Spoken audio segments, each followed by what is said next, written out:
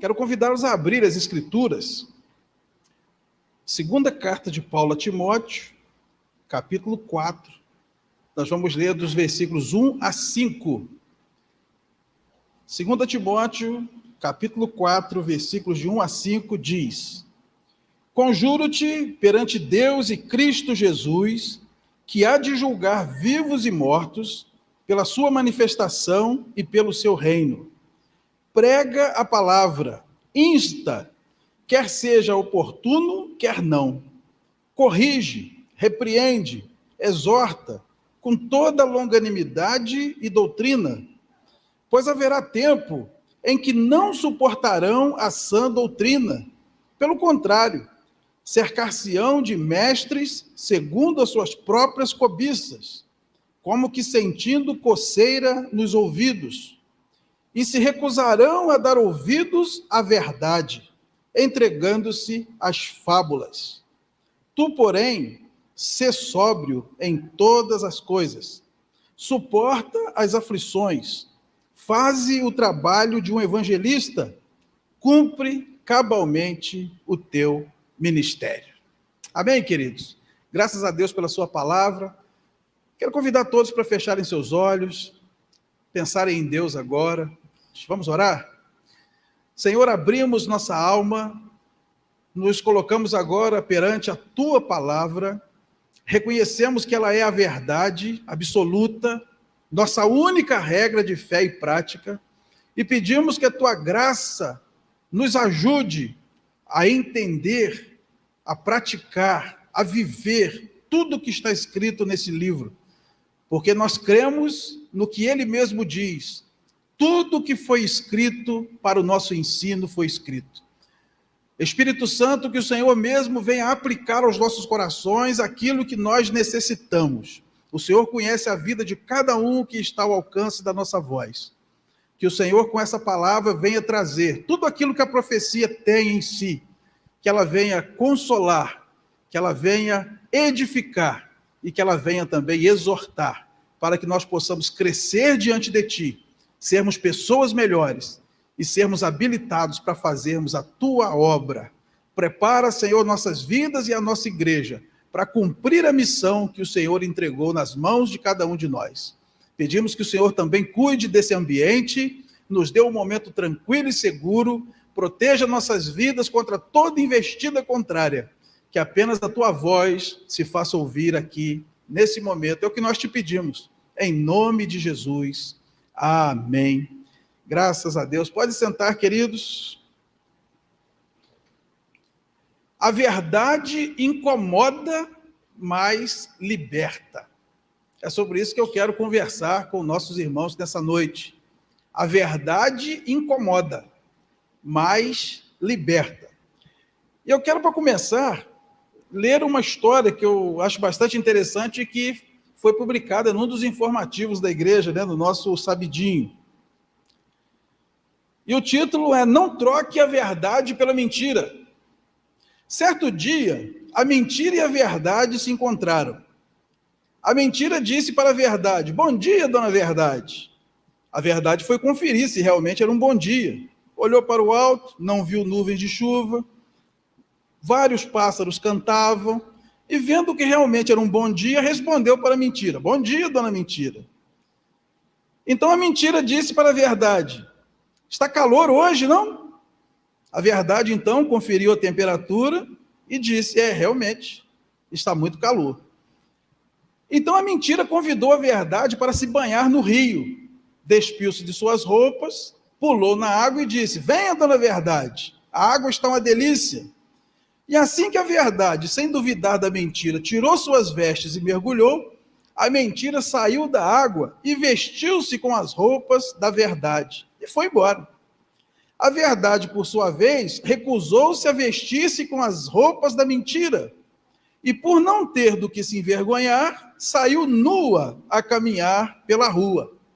E qual não foi a surpresa? Porque as pessoas aceitaram com facilidade a mentira vestida de verdade, mas se recusavam a aceitar a verdade nua e crua. Eu creio que essa ilustração representa bem o que o apóstolo Paulo está dizendo aqui ao seu discípulo Timóteo. Paulo, inspirado pelo Espírito de Deus, ele profetiza a seu discípulo que, no final dos tempos, haveriam dias difíceis, em que as pessoas se recusariam a ouvir a verdade, preferindo dar crédito às fábulas. E quando nós olhamos ao nosso redor, as pessoas que a gente conhece, dentro e fora das nossas igrejas, vemos que impera um relativismo terrível. Ninguém mais quer acreditar que exista uma verdade absoluta. Porque hoje as pessoas dizem assim: pastor, essa é a sua verdade. Eu tenho a minha verdade. Eu penso diferente. Para mim não tem nada a ver. O que é isso? Relativismo. Nós queremos relativizar a verdade de Deus, a palavra de Deus, os mandamentos de Deus, porque nós queremos viver a nossa própria vida. Quando nós lemos nos evangelhos, lá em João, capítulo 18, 38, Pilatos perguntou a Jesus: que é a verdade? E isso a filosofia tenta responder, né? Desde que o mundo é mundo. E a gente ouve as pessoas perguntando isso para nós o tempo todo: mas o que é a verdade? Quem é que pode dizer o que é a verdade? Só que a Bíblia diz, irmãos, que existe uma verdade. Ela é absoluta. E ela não comporta qualquer tipo de mentira. Lá em 1 de João, capítulo 2, versículo 21, vai dizer que nenhuma mentira procede da verdade. Então não existe mentira do bem, mentira branca, mentira amarela, mentira preta, mentira vermelha. Nenhuma mentira procede da verdade. No grego a palavra é aletheia. Verdade é aquilo que é o que é. Se alguém disser para vocês que o rabo do cachorro é uma pata, quantas patas tem o cachorro? E se 10 pessoas disserem para você que o rabo do cachorro é uma pata, quantas patas tem o cachorro? E se 1000 pessoas repetirem para você, o rabo do cachorro é uma pata, quantas patas tem o cachorro? Irmãos, se as 7 bilhões de pessoas que moram nesse planeta disserem que o rabo do cachorro é uma pata, não faz do rabo do cachorro uma pata. O cachorro tem 4 patas. E o outro é o rabo. Não é porque as pessoas repetem uma mentira 1 milhão de vezes que ela se torna verdade. Aquilo que está na Bíblia é a verdade. E nós precisamos viver aquilo que está escrito.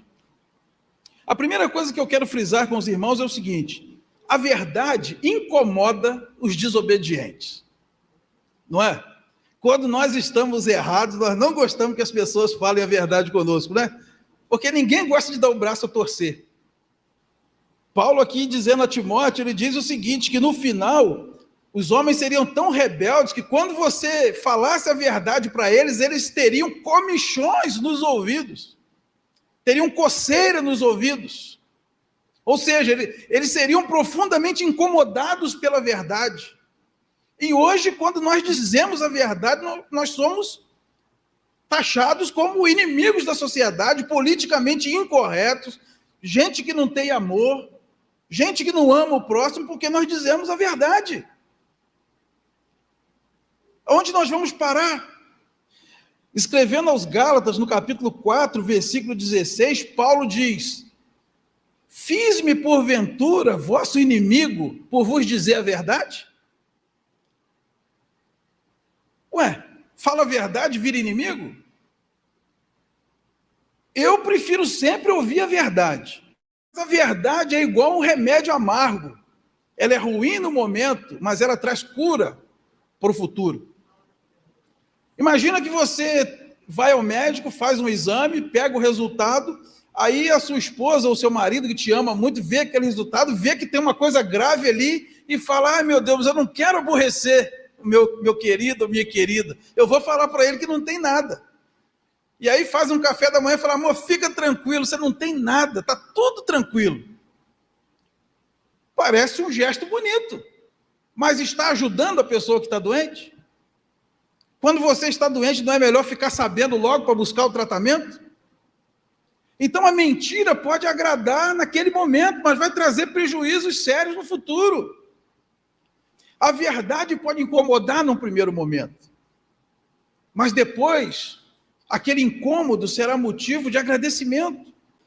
E nós que somos pastores, né, que lidamos com aconselhamento, nós não temos conta das vezes em que nós aconselhamos aquilo que está na Bíblia e a pessoa ficou aborrecida com a gente.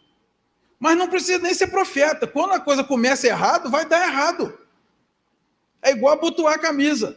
Se você começar o primeiro botão errado, não adianta. Você pode ter fé, você pode orar, você pode ter pensamento positivo, vai chegar no final, vai estar torto. E a pessoa vem, poxa, pastor, bem que você falou. Eu não fico alegre de ouvir isso, mas não fui eu quem falei, é o que está escrito na nossa Bíblia. A Bíblia que nós dizemos crer como nossa única regra de fé e prática no dia em que nós fomos batizados. Então, queridos, para quem é desobediente e não quer sair da desobediência, a verdade incomoda. Mas nós que conhecemos a verdade não podemos deixar de proclamá-la, ainda que no primeiro momento nós sejamos malquistos, ainda que arrumemos inimigos por causa disso. Porque nós falamos a verdade não para mostrar que somos melhores que o outro, não para profetizar negativamente sobre a vida do outro. Nós falamos a verdade porque nós sabemos o valor da verdade. A Bíblia diz que nada se pode contra a verdade, senão pela própria verdade. Escrevendo aos Efésios, Paulo vai dizer, segui a verdade em amor. Porque às vezes a gente pensa assim, não, a verdade tem que ser dita. Tem que dizer a verdade, doem quem doer. Não é assim. Temos que falar a verdade, mas tem a hora certa, tem o lugar certo, tem o tom certo. Mas se estamos lidando com a verdade, não precisamos ficar preocupados de arrumar inimigo, porque esse que vai ser inimigo no momento, lá na frente ele vai voltar e vai te agradecer, porque vai ver que na verdade você queria o bem dele e você aconselhou positivamente. Porque se os conselhos que a Bíblia nos dá não são a verdade e não servem para aprumar o ser humano e colocar ele no caminho da vitória, vamos fechar a Bíblia e vamos todo mundo embora para casa.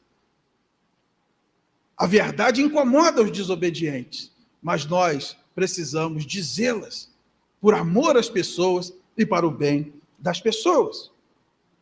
A segunda coisa que nós precisamos também guardar nesse contexto é que a verdade liberta os arrependidos. Olha o que está escrito em João capítulo 8, versículo 32. E conhecereis a verdade, e a verdade vos libertará. Irmãos, nada escraviza mais do que a mentira. Porque a mentira, ela tem uma característica, você não consegue falar uma mentira só.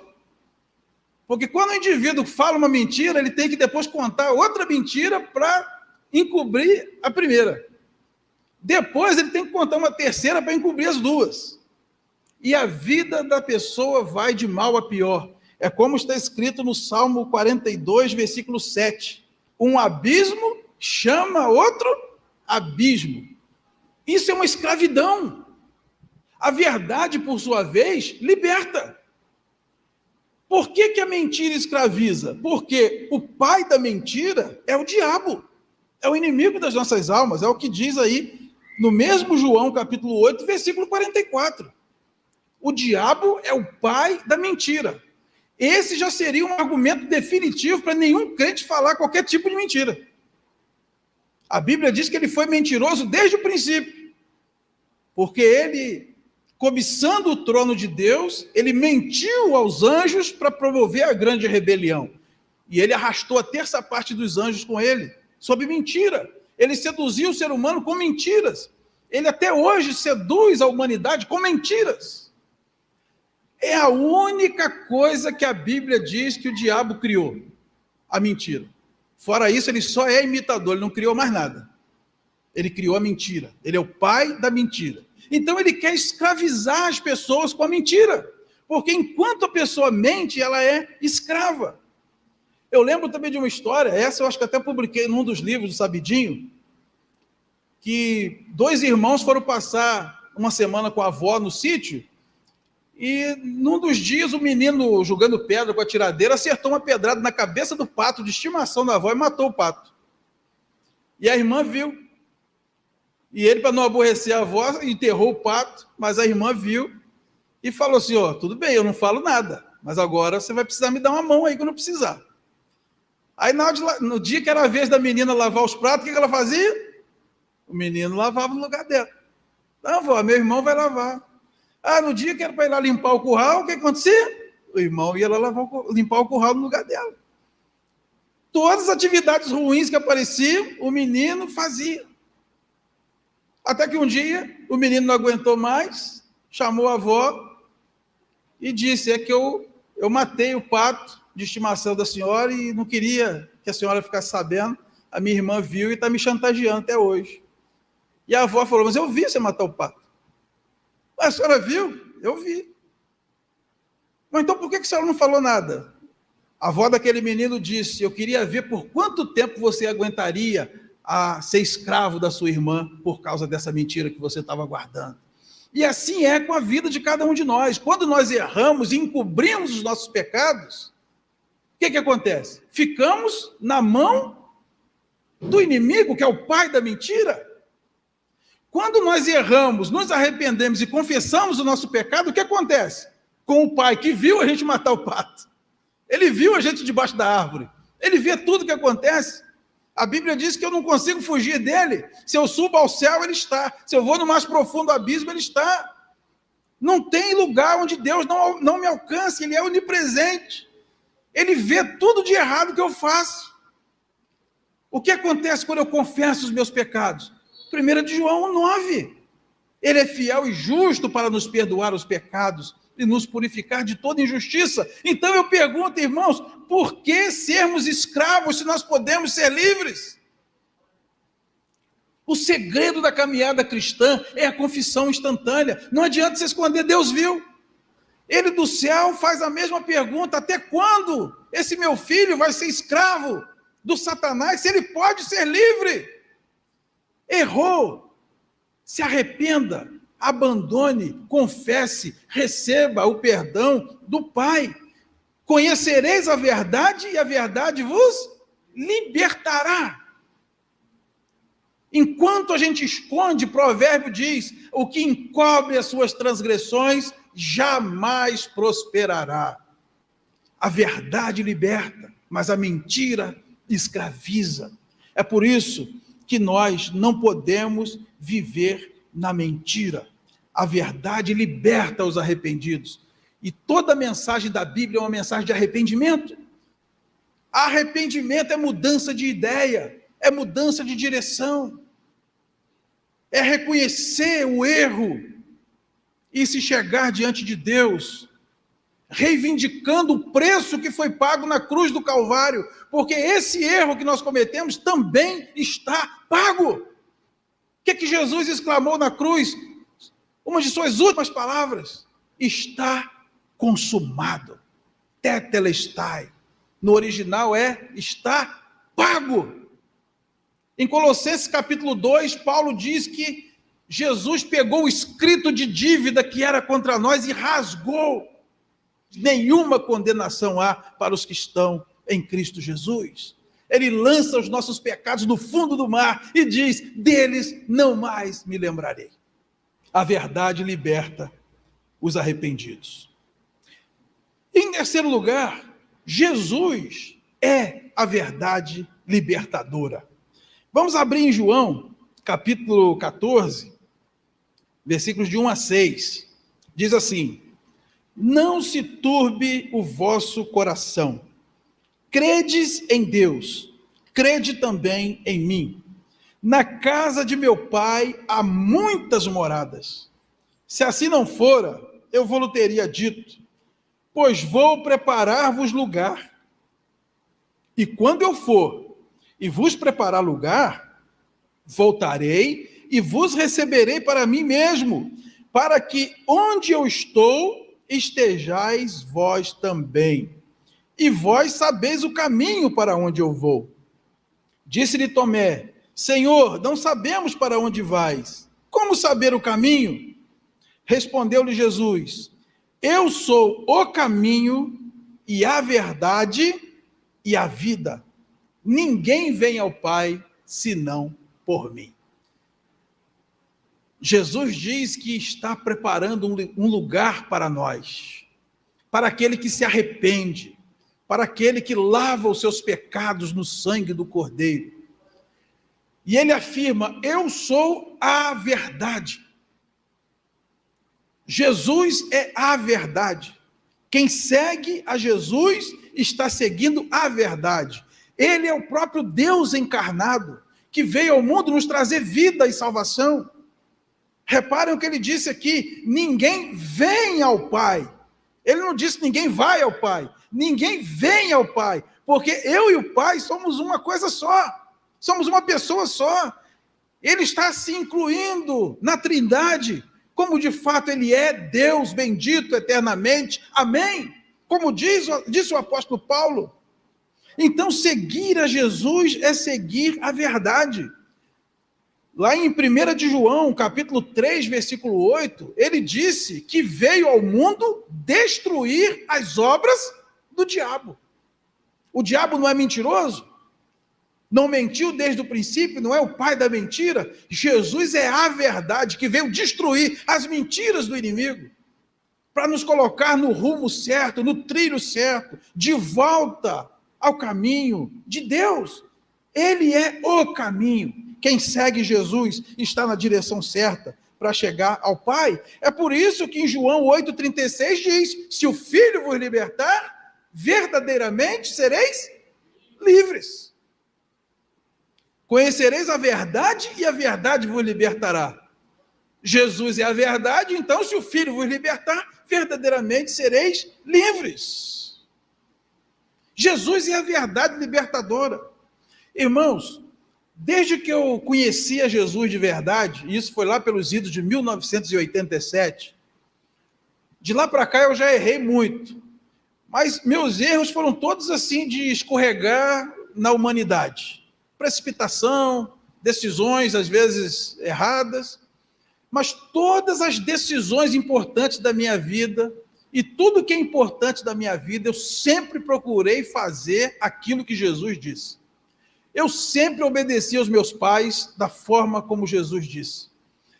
Quando eu fui empregado, eu sempre procurei trabalhar como Jesus ensinou. Quando eu fui chefe, quando eu fui patrão, eu sempre procurei ser da forma como a Bíblia falou. Quando eu tive dinheiro, eu sempre procurei administrar da forma como a Bíblia falou. Quando eu casei, eu procurei escolher uma pessoa da forma como a Bíblia falou. Namorei, noivei e casei da forma como a Bíblia falou. Eu criei meus filhos da forma como a Bíblia falou. E, irmãos, só tem uma coisa: nós vivemos num mundo mau, injusto, que jaz no maligno. Às vezes a gente faz tudo que está na Bíblia e parece que vai dar tudo errado.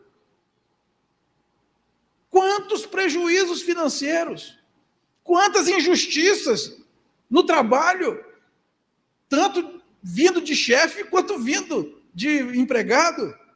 Às vezes acontecem coisas que nos decepcionam. Paulo, escrevendo aos Romanos, ele diz: irmãos, não nos cansemos de fazer o bem.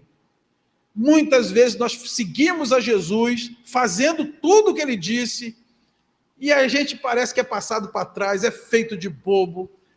Às vezes parece que nós não somos valorizados, seja pela pessoa que está ao nosso lado, seja pelos filhos, seja pelos irmãos, seja pelos amigos. Fica parecendo que seguir Jesus não vale a pena. Mas quando nós olhamos para trás e vemos o ciclo de tudo que aconteceu, nós vemos que seguir Jesus é o mais fascinante projeto de vida. Quando nós vemos que nossos filhos, mesmo com todas as topadas que eles deram, eles estão onde estão, nós damos graças a Deus. Quando o nosso casamento, mesmo com os tropeções, nós vemos que ele está onde está, damos graças a Deus. Quando olhamos para a nossa igreja, quando olhamos até para a nossa condição, nós vemos que Jesus de fato é a verdade. Tudo que nós fazemos do jeito que ele falou, dá certo. Jesus é a verdade. Vale a pena seguir a Jesus. Se Jesus é a verdade, tudo que ele falou é verdade, tudo que ele fez é verdade.